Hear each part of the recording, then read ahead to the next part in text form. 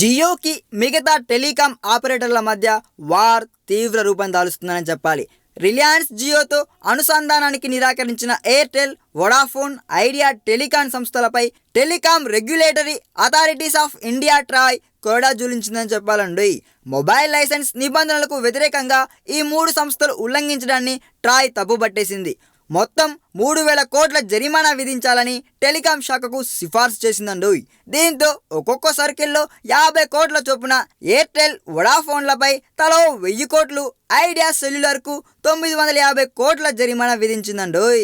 జియో కాల్స్తో అనుసంధానం కాకుండా ఆ మూడు టెలికాం ఆపరేటర్లు వేధిస్తున్నట్లు రిలయన్స్ సంస్థ ఫిర్యాదు చేసింది. ఆ సంస్థలకు ట్రాయ్ గతంలోనే షోకాజ్ నోటీసులు కూడా జారీ చేసింది. అయినా వినకపోవడంతో ఇప్పుడు ఫైన్ జారీ చేసిందండి. ఈ వీడియో మీకు నచ్చినట్లయితే సబ్స్క్రైబ్ చేయండి. ఫిలిమి స్టార్స్ బోలెడంత న్యూస్ బోల్డ్గా.